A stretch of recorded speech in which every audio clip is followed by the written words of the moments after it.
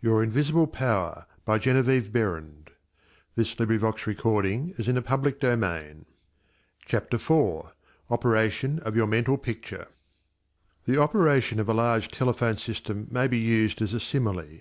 The main or head central subdivides itself into many branch centrals, every branch being in direct connection with its source, and each individual branch recognizing the source of its existence, reports all things to its central head. Therefore, when assistance of any nature is required, new supplies, difficult repairs to be done, or what not, the branch in need goes at once to its central head. It would not think of referring its difficulties, or its successes, to the main central of a telegraph system, although they belong to the same organization. These different branch centrals know that the only remedy for any difficulty must come from the central out of which they were projected. If we, as individual branches of the universal mind, would refer our difficulties in the same confident manner to the source from which we were projected, and use the remedies that it has provided, we would realize what Jesus meant when he said, "Ask, and ye shall receive." Our every requirement would be met. Surely the father must supply the child. The trunk of the tree cannot fail to provide for its branches. Everything animate or inanimate is called into existence or outstandingness by a power which itself does not stand out. The power that creates the mental picture, the originating spirit substance of your pictured desire, does not stand out. It projects the substance of itself, that is a solidified counterpart of itself, while it remains invisible to the physical eye.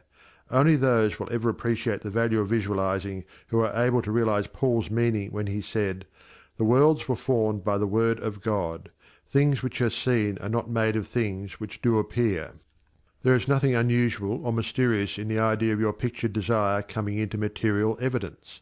It is the working of a universal natural law. The world was projected by the self-contemplation of the universal mind, and this same action is taking place in its individualized branch, which is the mind of man.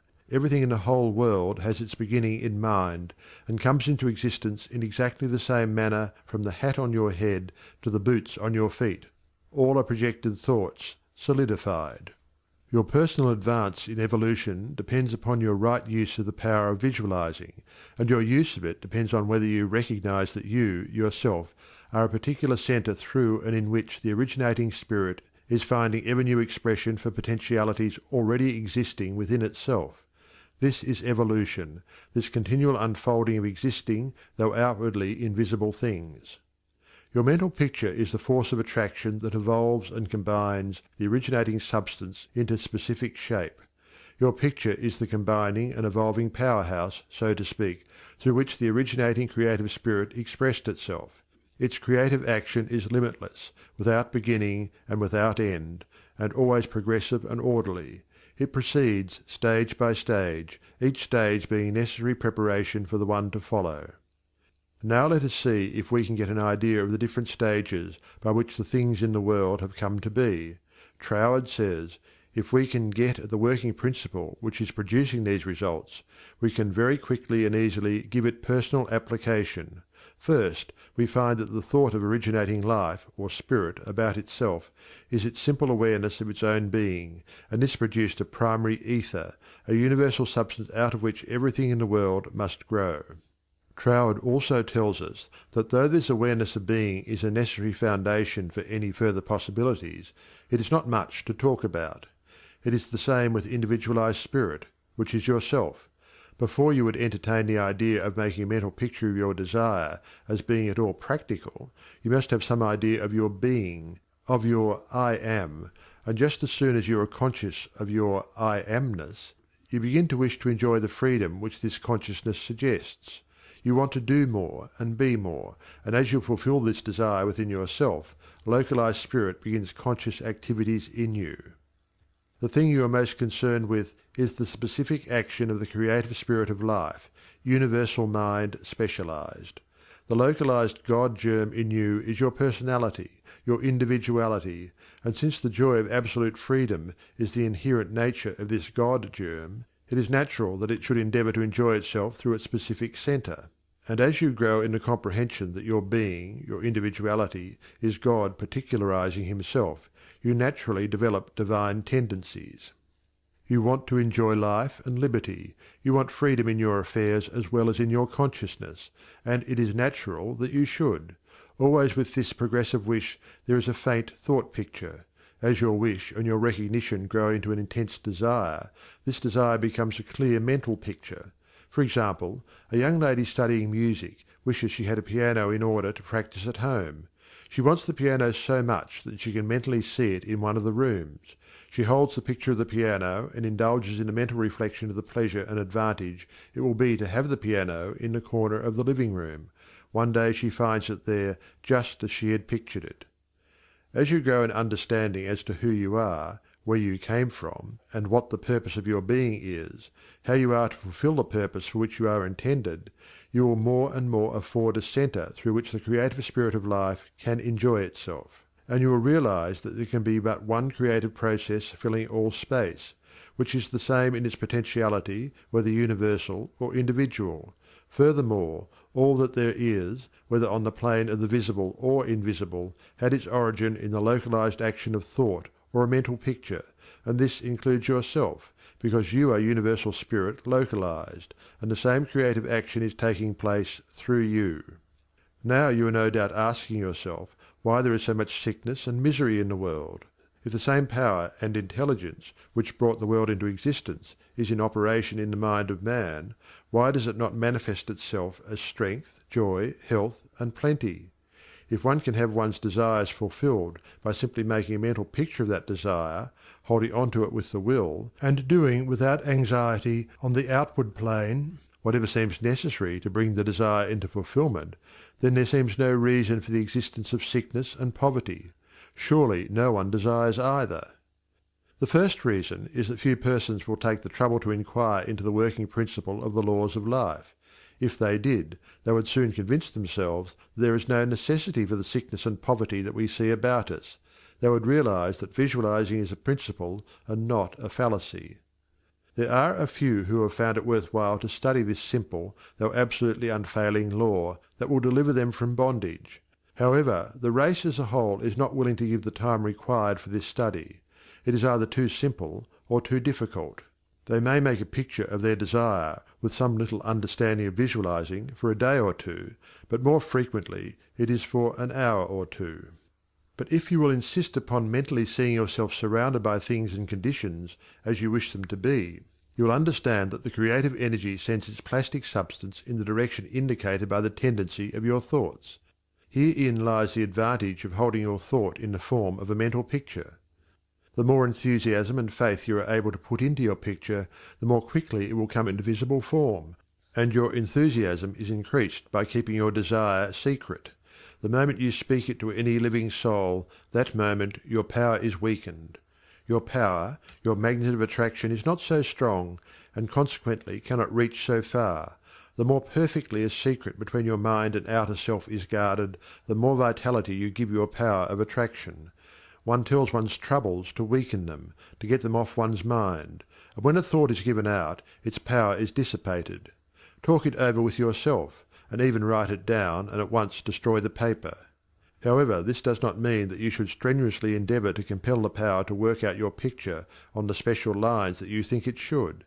That method would soon exhaust you, and hinder the fulfilment of your purpose. A wealthy relative need not necessarily die, or someone lose a fortune on the street, to materialize the $10,000 that you are mentally picturing. One of the doormen in the building in which I live heard much of the mental picturing of desires from visitors passing out of my rooms. The average desire was for $500. He considered that $5 was more in his line, and began to visualize it, without the slightest idea of where or how he was to get it. My parrot flew out of the window, and I telephoned to the men in the courtyard to get it for me. One caught it, and it bit him on the finger. The doorman, who had gloves on, and did not fear a similar hurt, took hold of it and brought it up to me.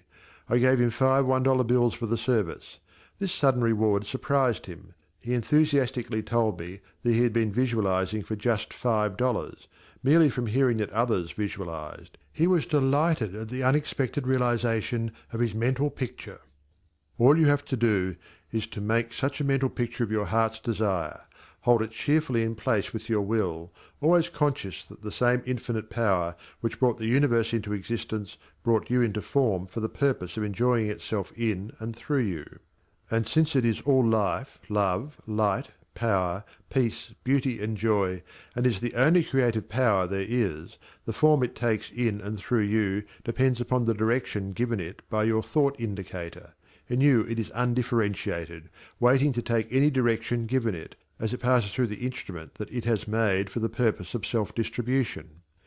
It is this power which enables you to transfer your thoughts from one form to another. The power to change your mind is the individualized universal power taking the initiative, giving direction to the fluent substance contained in every thought. It is the simplest thing in the world to give this highly sensitive plastic substance any form you will through visualizing. Anyone can do it with a small expenditure of effort. Once you really believe that your mind is a center through which the plastic substance of all there is in your world takes involuntary form, the only reason why your picture does not always materialize is because you have introduced something antagonistic to the fundamental principle. Very often this destructive element is caused by the frequency with which you change your pictures. After many such changes you decide that your original desire is what you want after all. Upon this conclusion you begin to wonder why, being your first picture, it hasn't materialized. The plastic substance with which you are mentally dealing is more sensitive than the most sensitive photographer's film. If, in taking a picture, you suddenly remembered that you had already taken a picture on that same plate, you would not expect a perfect result of either picture. On the other hand, you may have taken two pictures on the same plate unconsciously. When the plate has been developed and the picture comes into physical view, you do not condemn the principle of photography, nor are you puzzled to understand why your picture has turned out so unsatisfactorily.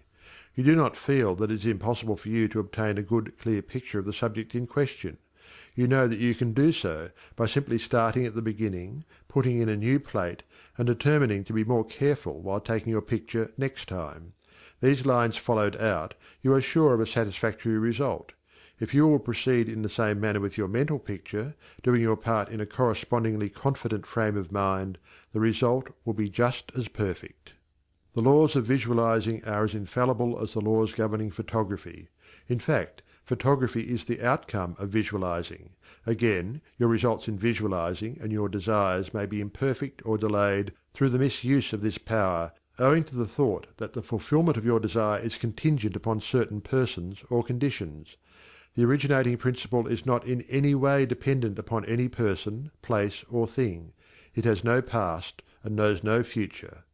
The law is that the originating creative principle of life is the universal here and everlasting now.